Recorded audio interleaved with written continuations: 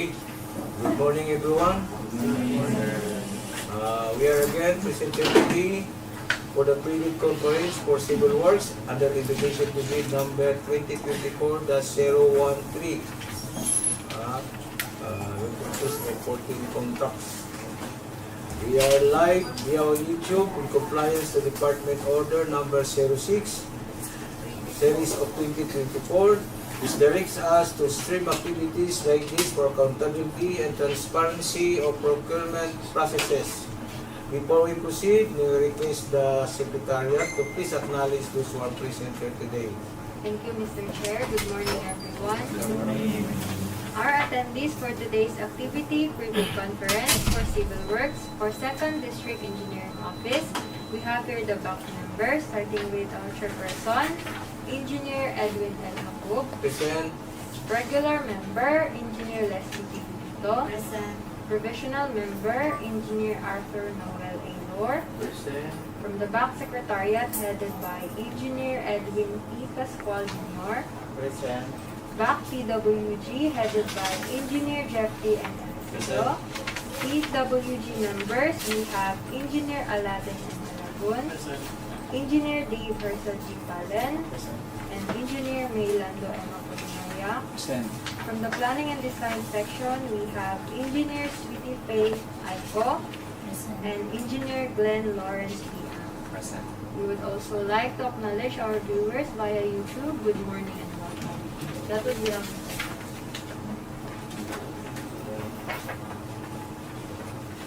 Okay. Since with the majority of block members present, I hereby declare a quorum and call this meeting in order. We have a preset agenda for this activity. One is representation, 1A, basic contract data, 1B, requirements of bidding documents, 1C, documents to be submitted by the bidders, C1, technical component of the bid, C2, financial component of the bid, 1D, criteria and procedure for eligibility check, and 2, questions, comments from bidders and replies of back and other representatives of the bidding entity, 3, other matters, 3, strike policy against violation of section 69.1.I of the IRR of RA 9184, and 4, summary of proceedings, including supplemental bid reviews to be issued. Okay. Any motion to adopt this agenda? I move to adopt the resolution. It's been moved by Engineer Gupito and seconded by Engineer Lor, and with no objection, the motion to adopt this agenda is hereby approved. Okay.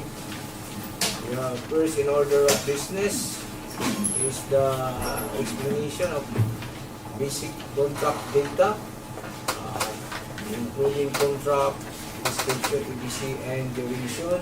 And this will be presented to us by the planning, CTP Aiko, Engineer Lynn Lawrence Ang, and Engineer Milando Apolinaria. Okay. Good morning, Mr. Chair. Good morning, everyone. And to our viewers, good morning.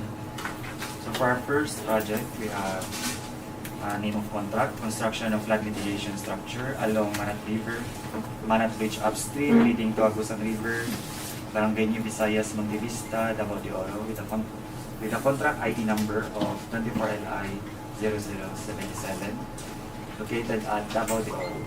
Scope of works are construction of reinforced concrete revetment with steel sheet piles for foundation, construction of reinforced concrete box culvert with apron and wing wall, removal and replacement of existing PCCP starting from K1414 plus 361.8 to K1414 plus 376.8, a total length of 15 linear meters.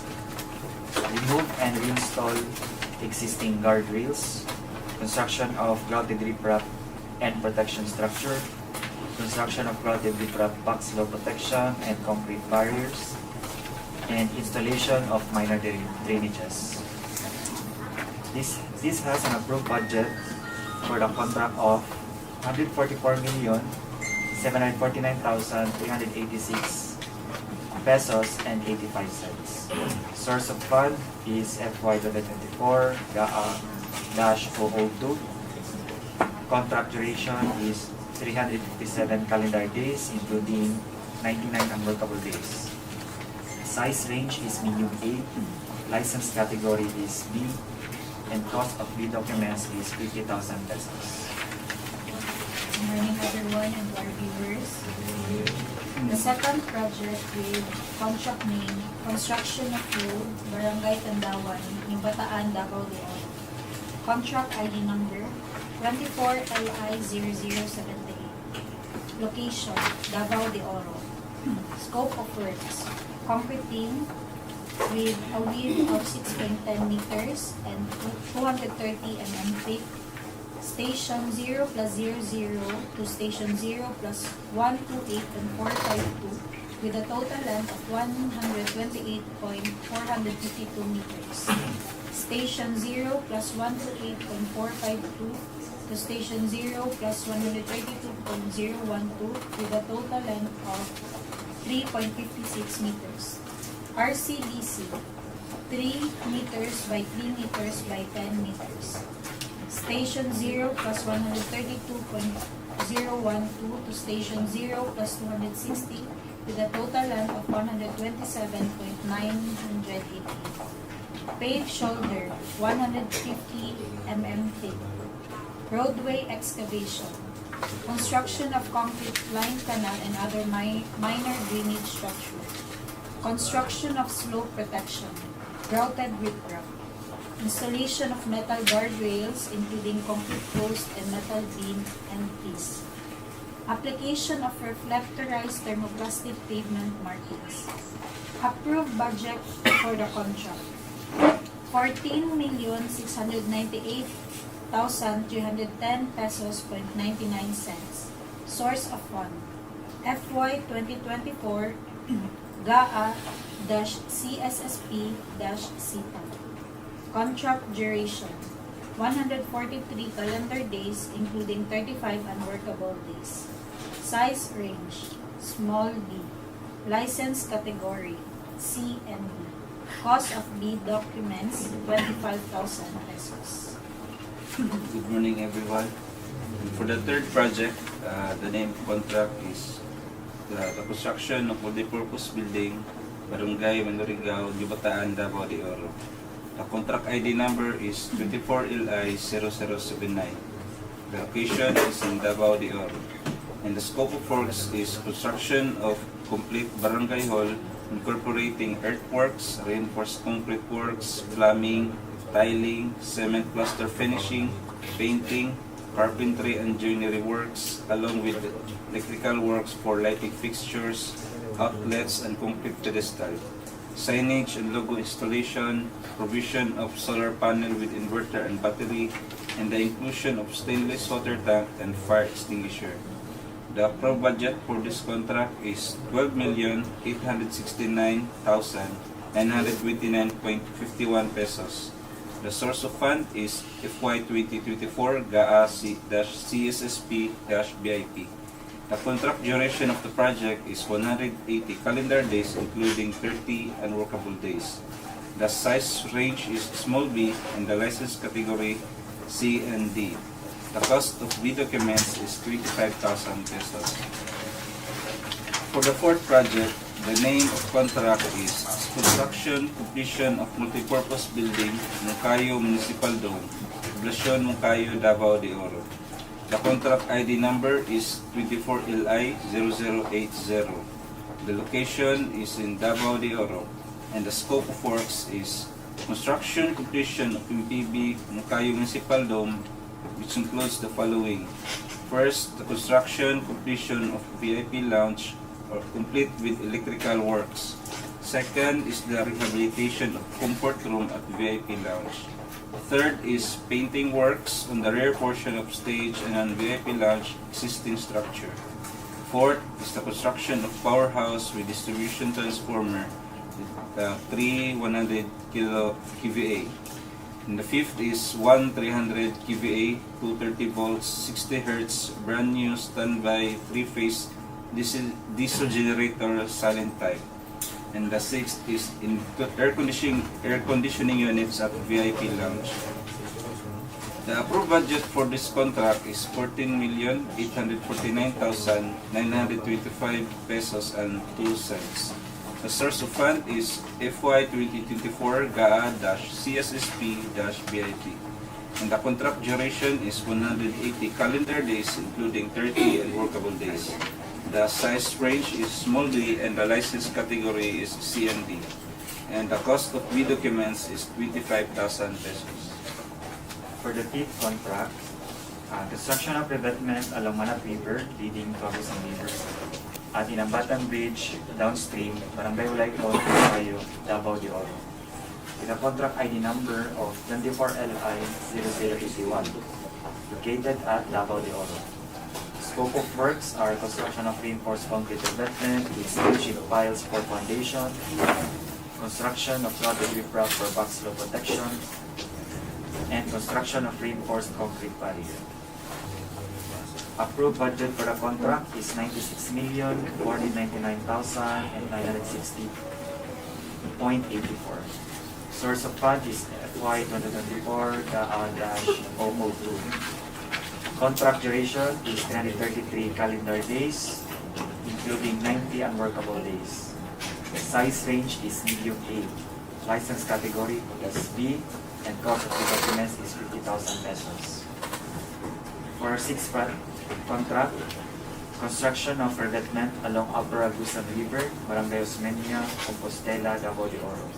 With a contract ID number of 24LI0082, located at Davao de Oro.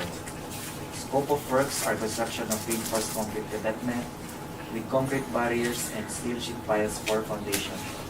Construction of rotted riprap and gabion and protection structures. Approved budget for the contract is 48,999,663.31. Source of fund is FY 2024 GAA-CSSP-CPAD. Contract duration is 235 calendar days, including 64 unworkable days. Size range is medium A. License category is B, and cost of the documents is 25,000 pesos. For the seventh project, the name of contract is Rehabilitation of Multipurpose Building, Municipal Engineering Building, Monkayo, Davao de Oro. The contract ID number is 24LI0083. The location is in Davao de Oro. Scope of works includes the following: construction of complete powerhouse with electrical works. Second, modular cubicles, tables, chairs, and cabinets. Third is WPC and decorative stone, logo and letters at lobby and brass plate marker. Fourth is 3 units of 75 kVA transformers and complete accessories and building deposit. Fifth, air conditioning units, and the sixth is the site development composed of paver blocks at the front and sides of the building. The approved budget for this contract is 9,899,625 pesos and 47 centavos. The source of fund is FY 2024 GAA-CSSP-BIP. The contract duration is 150 calendar days, including 25 unworkable days. Size range is small b, license category is CND, and cost of B documents is 10,000 pesos. For the eighth project, the name of contract is Construction Completion of Multipurpose Building, Barangay Poblacion, Monkayo, Davao de Oro. The contract ID number is 24LI0084. Location is in Davao de Oro, and the scope of works is the construction completion of multipurpose building with electrical works including conduits, boxes and fittings, wires and wiring devices, panel board with main and branch breakers, and supply, delivery, installation, testing, and commissioning of 3-phase generator with automatic transfer switch complete with accessories. The approved budget for this contract is 3,959,957 pesos and 57 centavos. The source of fund is FY 2024 GAA-CSSP-BIP. The contract duration of this project is 90 calendar days, including 15 unworkable days. Size range is small b. License category is C and D, and the cost of bid documents is 5,000 pesos.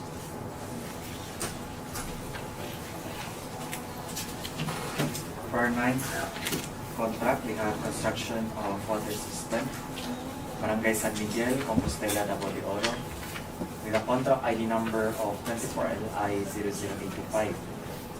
Location is Davao de Oro. Scope of works are construction of 1 unit concrete reservoir, construction of 1 unit sump tank, and installation of polyethylene pipes, valves, and pipe fittings. Approved budget for the contract is 4,899,414 pesos and 92 cents. Source of fund is FY 2024 GAA-CSSP. Contract duration is 143 calendar days, including 23 unworkable days. Size range is small b. License category is C and D. The cost of the documents is 5,000 pesos. For the 10th project, the name of contract is Construction of Multipurpose Building, Barangay Poblacion, Agusan, Davao de Oro. The contract ID number is 24LI0086. Location is in Davao de Oro. Scope of works is the construction of multipurpose building covered court with earthworks, removal of structures and obstruction, plain and reinforced concrete works, finishing and other civil works including catch basin, storm drainage and downspout, painting works, composed of CHB, masonry and steel, structural steel works, consists of roof framing, metal structure and electrical works. The approved budget for the contract is 7,919,825 pesos and 4 cents.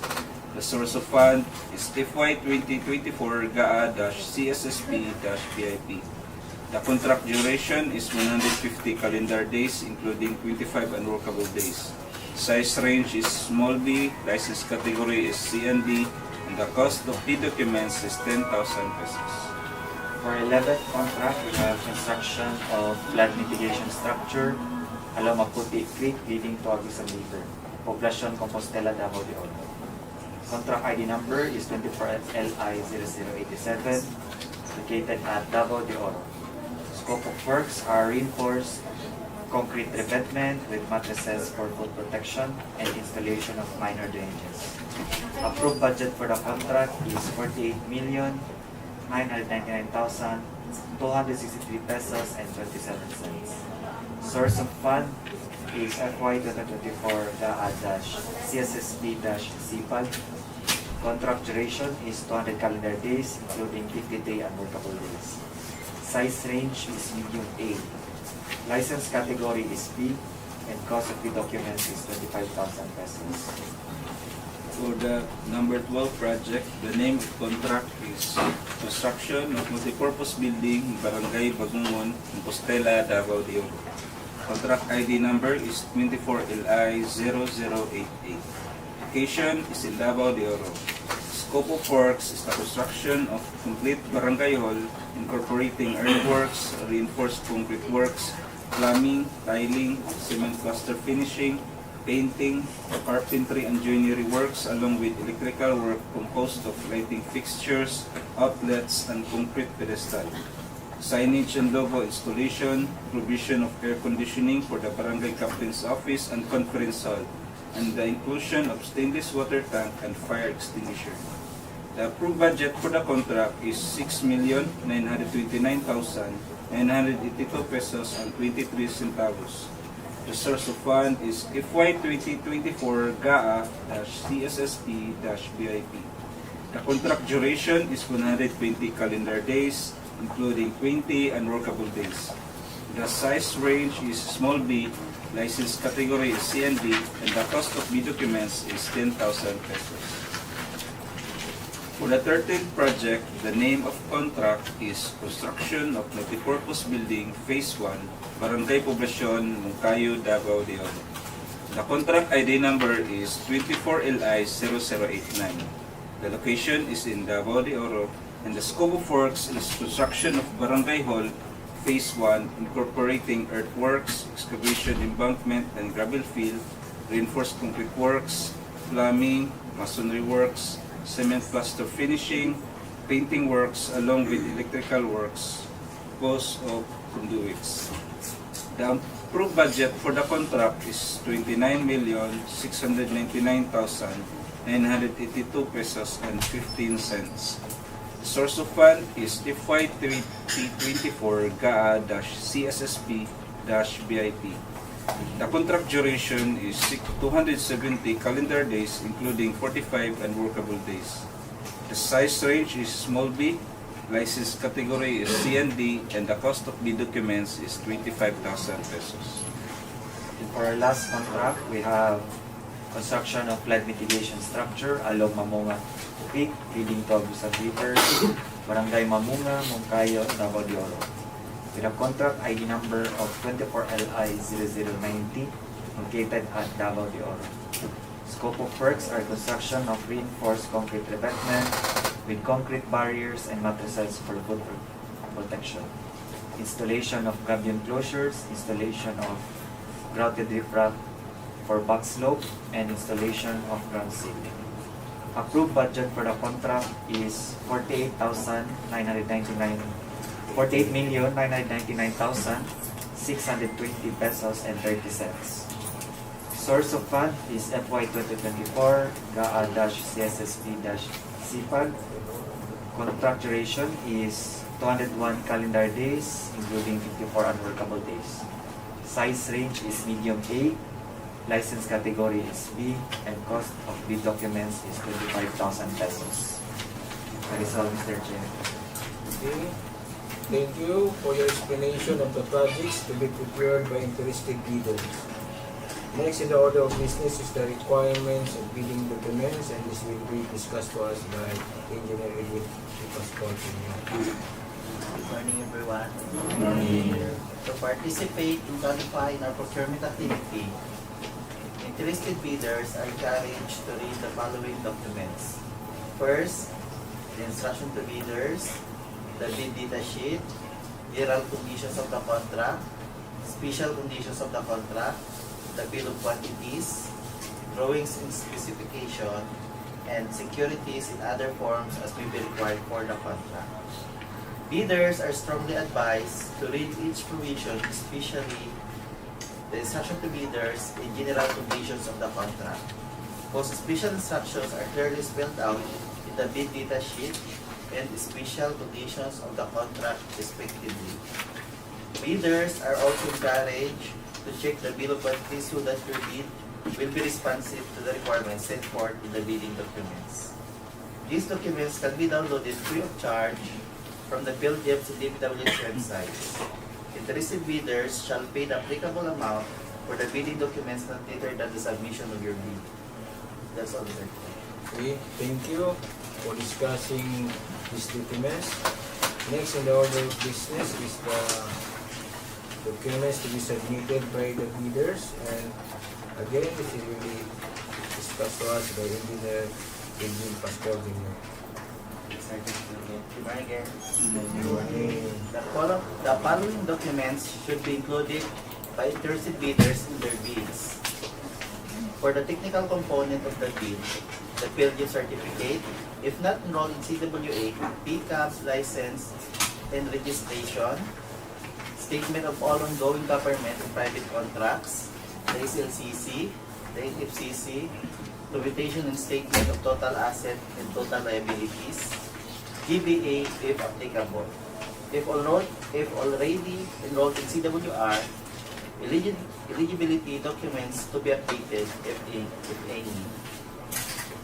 The bid security and project requirements such as organizational chart for the contract, list of contractors' key personnel, list of major equipment on or list, and omnibus sworn statement in prescribed format in accordance to GPPB Resolution 16-2020. For financial component of the bid form, the bid prices in the bill of quantities, the detailed estimates including a summary sheet indicating the unit prices of construction materials, labor rates, and equipment rentals used in coming up with the bid, and lastly, the cash flow by quarter. Please be reminded that the following documents, the omnibus sworn statement, the bid form, and bid security declaration, if you opted to this type of bid security, should be in standard format as per guidelines of GPPB in the resolution number 16-2020. Kindly check the format of the documents you are using to avoid being declared non-responsive for so on for using unprescribed format. These documents should be submitted using 2-envelope system. Bidders are urged to only fasten documents at the topmost portion instead of hard or soft binding them. Each document should be air-tagged appropriately. It should be labeled based on the name of the document attached, not the number or letter according to the checklist. There shall be 3 copies of these documents, the original, copy 1, and copy 2. Original copies of technical component of the bid shall be sealed on one envelope, and original copies of financial component of the bid shall be sealed on another envelope. These envelopes should be labeled as original copy of technical component and original copy of financial component. This labeled envelope shall then be sealed into one envelope and label it as original copy of the bid. The same process of sealing for copies 1 and 2. And lastly, original copies 1 and 2 of the bid shall be sealed into one final envelope and label it appropriately as instruction in the bidding documents. Bidders are encouraged to read Section 21 of Instruction to Bidders, page 40, to fully understand the sealing and marking of bids, in case you did not catch up what I have said. Submit your bids personally here in our office on or before April 18, 2024, 10 a.m. Late bids will not be accepted. You have also the option to submit your bids electronically.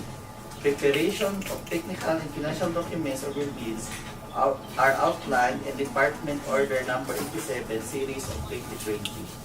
Sealing and marking of bids is also outlined in the said DEO and is also reiterated on the bid data sheet. Interested bidders are advised to read this in case your choice is electronic submission. Submit electronic bids to electronicbids_Davao de Oro 2 at DPWH.gov.ph on or before the same day, April 18, 2024. Please be reminded that your key personnel should only occupy one position in your organizational chart. Duplication of function of your personnel will be grounds for disqualification pursuant to the principle of item 6 under Department Order Number 9, Series of 2012. Also, indicate the tax identification numbers since this will be used in the award of contract. Further, on your bid form, in bill of quantities, write legibly. Also, if you are offering a discount in your bid form, please indicate specifically the methodology as to where or which pay item the discount will take effect. Absence of methodology, original amount will prevail. Discrepancies between bid prices in words and figures, the words will prevail. Bids not addressing or providing or filling out all the required items in the bidding documents, such as in the bill of quantities, the bid is considered non-responsive and is outright disqualified. Always check your documents before submitting them to RM to avoid disqualification of your firm. That's all, Mr. Chair. Okay, thank you, Pascual. Okay, about in addition, the detailed estimates like in diary post, no? We need to have OCM, overhead, contingencies, miscellaneous, contractor's profit, but kasi kailangan namin yan sa, lalo na sa construction for the variation order. No? Kailangan kung magawa kayo ng diary post, ilagay ninyo. No? And also in bill of quantities na use Tahuma 11 for bigger to update para mabasa. Clearly talaga, no, hindi yung maliit, hindi mahirapan. And in addition, we would like to remind the bidders to submit trainings through email prior to the bidding date. However, only one of these trainings will be able to enter our premises during the bidding activity. And also encourage the yung mayroong talagang ID, no? Mayroong ID para malaman, no? Yung mga bidder na Okay, next in order of business is the 1D, criteria procedure for eligibility check, and this will be discussed to us by Engineer DPWH. Thank you, Mr. Chair. Good morning, everyone. Good morning. The criteria for eligibility check are set forth in Section 70 of the revised IRR on RA 9184. All prospective bidders should have obtained the Class A legal, technical, and financial documents, and Class B documents if applicable. These documents were already discussed by Engineer Pascual a while ago. So during the opening of bids, the first envelope, which contains the technical component of the bid, will be opened. After opening the first envelope, the bank shall simultaneously conduct the electronic eligibility check and preliminary examination of technical components of the bids. Bidders who are ineligible to participate because their eligibility documents are not updated shall undergo manual eligibility check based on the submitted eligibility documents. If found to be eligible and at the same time pass the preliminary examination of the technical proposal, their financial proposal will also be open. However, the committee will conduct second electronic eligibility check after updating the eligibility records of the bidder through the set contractor's profile application or the procurement service central office. Result of the latest electronic eligibility processing shall prevail over the manual eligibility evaluation. All open financial components of the bid will also undergo preliminary examination. If passed, the committee or the chairperson will read the bid amount stated in the bid form. The BAC, through the aid of the technical working group, will immediately conduct a detailed evaluation of all bids using non-discretionary criteria, considering first, completeness of the bid, and second, arithmetical corrections. Bids shall then be ranked in the ascending order of their total calculated bid prices as evaluated and corrected for computational errors and other bid modifications to identify the lowest calculated bid. The LCB shall undergo post-qualification in order to determine whether the bidder concerned complies with and is responsive to all the requirements and conditions as specified in the bidding documents pursuant to Section 24 of RA 9184. If found to be responsive, the bidder will be declared lowest or single calculated and responsive bid and will be recommended for the award of the contract. If found to be non-responsive, the committee will conduct post-qualification to the next lowest calculated bid ranked during the bid evaluation stage. Reminders for prospective bidders with ongoing contracts. The committee or the BAC will verify if you have existing delayed contract as per Department Order Number 127 Series of 2018. If you have incurred negative slippage as defined as a DEO or currently being imposed with liquidated damages, please settle these findings before the period of post-qualification ends to avoid post-qualification of your firm. Also, for the equipment, the BAC, together with the equipment verification team and the technical working group, will conduct an inspection on the verification of the equipment pledged by the bidder, including other documents to be evaluated during post-qualification stage. So please, all requirements set forth in the bidding documents and the instructions relayed during this conference should be addressed and be well taken care of to avoid disqualification or post-disqualification. That's all, Mr. Chair. Okay, thank you for the discussion. We are now through with Agenda 1 and we will proceed to Agenda 2. Questions, comments from leaders and replies of the BAC and other representatives of the procuring entity. Okay. How about there is this question? None. Okay. If there is no, we will proceed to Agenda 3. Other matters. Please strike policy against violation of Section 69.1.I of IRR 9184 and this will be discussed also in the floor. Thank you, Mr. Chair. Good morning, everyone. Good morning. Good morning, viewers. in order to establish a fair and transparent system for managing offenses committed with the bidders in the procurement of infrastructure, goods and consulting services through public bidding. The Department of Public Works and Highways hereby introduces an updated three-strike policy. This policy is aimed at enforcing adherence to the procurement guidelines stipulated under Section 69.1.I of the 2016 revised IRR of RA 9184. Under this policy, if a bidder commits 3 offenses, acts described as all other acts that tend to defeat the purpose of competitive bidding, they shall be subjected to an administrative penalty. These offenses, acts, are further classified into 3 major categories, as enumerated below. As per Department Order Number 58, Series of 2024, the classification of offenses that triggers the three-strike policy and exception. Number 1, withdrawal from the bidding process, submission of a non-participation letter, or failure to submit a bid after purchasing the bid documents. However, the Bids and Awards Committee recognizes certain valid reasons for this action. If upon computation prior to bid submission, the bidder determines that their proposed bid price will exceed the ABC for the contract, to substantiate this, the bidder must provide evidence. Acceptable proof includes but not limited to a detailed budget estimation or a market price report. Submission of late bids without valid reasons as determined by the BAC. Exceptions will be considered under extraordinary circumstances, such as force majeure.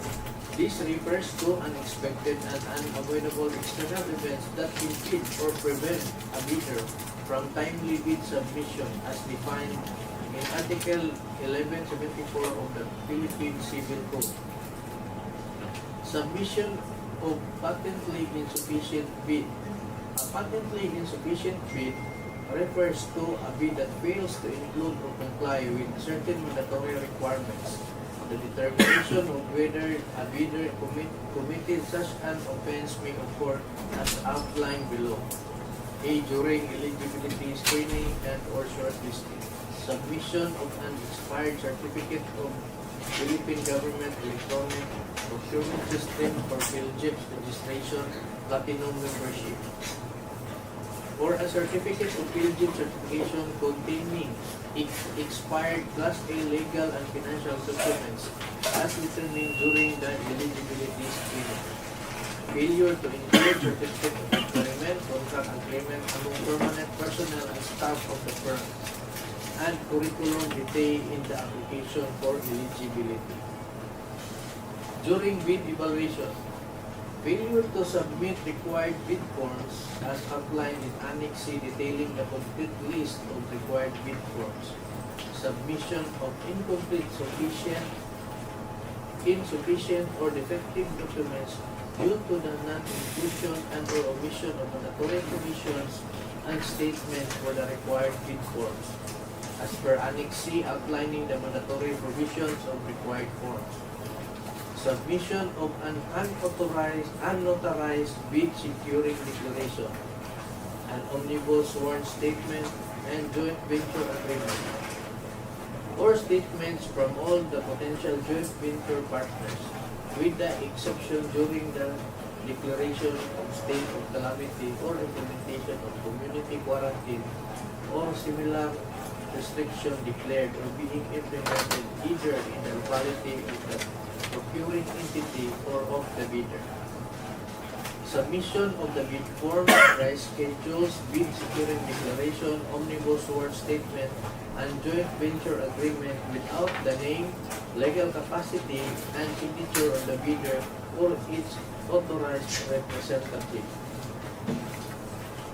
Nomination of key personnel of a profession different from what is required by the bidding documents. Failure to submit proof of ownership, lease, or purchase agreement of pledged equipment. Failure to submit required certification of key personnel as per Department Order Number 9 Series of 2012. Failure to comply with the required minimum number of key personnel and equipment as stated in the bidding documents during post-qualification. Participation in bidding for infrastructure projects by a bidder whose allowable range of contract cost as indicated on the PICAM license does not match with the specific requirements of the infrastructure project being bid for in terms of category, classification, and size ranges. Enforcement of penalties.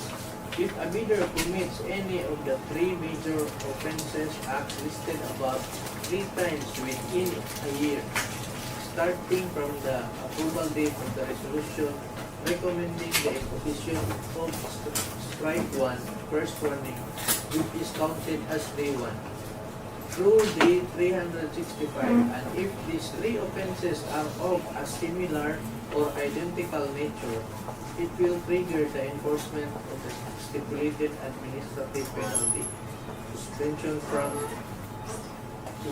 from participating in all DPWH procurement activities and entering into contract with any DPWH procuring entity. Subsequently, as per the procedure outlined in Annex A, this may result in a blacklisting of the suspended bidders, thereby disqualifying the bidder from participating in any government procurement activities for a period of 1 year. In conjunction with blacklisting, the bidder will also face bid security forfeiture and must comply with the enforcement of the bid securing declarations condition. In more severe instances, when a bidder commits another set of 3 similar offenses or more than 2 sets of 3 similar offenses instances where more than 6 similar offenses occur within the said 1-year time frame, the bidder may be subjected to an increased penalty resulting in blacklisting for a period of 2 years. The effective duration for the penalty of either 1 or 2 years applicable will be clearly stipulated in the blacklisting order, with the provision that the duration of blacklisting shall not exceed a maximum period of 2 years, commencing on the date the blacklisting order is approved and issued by the Secretary. That's all, Mr. Chair. Okay. Thank you. Okay. Prospective bidders, be careful with instruction and comply to avoid the 3-strike policy. Now, we'll now proceed to the last agenda, the summary of proceedings, including supplemental bid bulletins to be issued, and this will be presented to us by Engineer Budito. Thank you, Mr. Chair. Good morning, everyone. Good morning. All the needed information were discussed and explained by the resource persons. I would like to remind the prospective bidders to visit from time to time the DPWH and PERJEP's websites, especially within 7 calendar days prior to the deadline of the submission of bids for supplemental or bid bulletins to be issued thereafter. Please also be reminded that the submission of bids on or before April 18, 2024, 10 o'clock p.m.